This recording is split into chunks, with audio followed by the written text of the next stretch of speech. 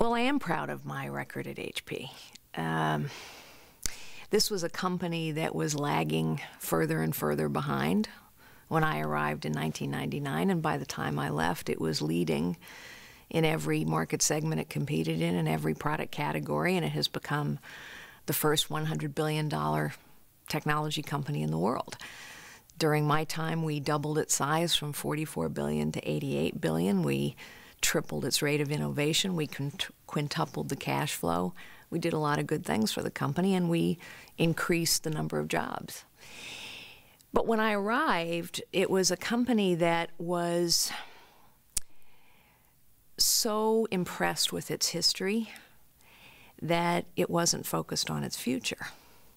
It was a company with a 60-year-old history, an incredible history of accomplishment and achievement.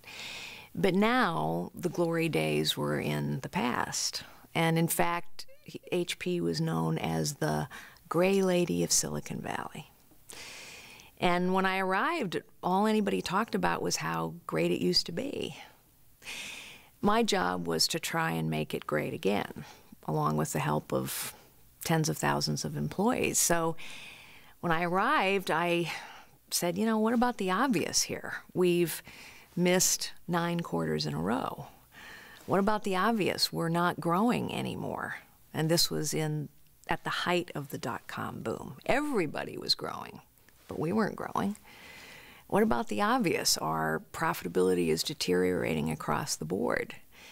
What about the obvious? Our costs are way out of line compared to our competitors. And what about the obvious? We're spending a lot of time talking to ourselves internally, and meanwhile our customers are saying, what are you doing for me? And so we started with the obvious things.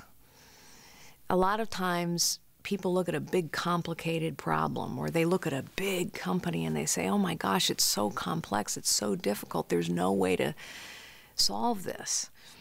And in my experience, I found you start with the obvious. What's the obvious? Well, the obvious is we're not serving our customers really well. Let's start there. The obvious is we don't make our commitments. That's why we miss 9 quarters in a row. Let's start meeting our commitments. If you start with the obvious things, you actually do make progress.